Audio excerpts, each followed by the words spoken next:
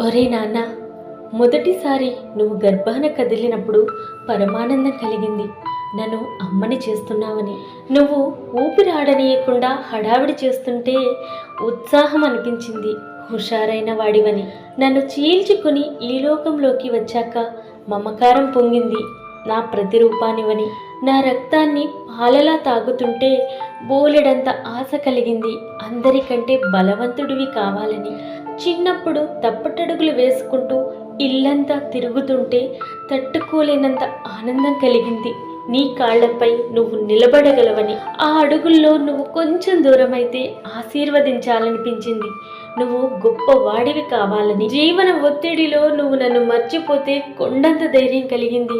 నువ్వు నేను లేకపోయినా బ్రతకగలవని. నా ప్రాణం పోయేటప్పుడు నీ కంటతడి రాకుంటే చాలా తృప్తిగా ఉందిరా.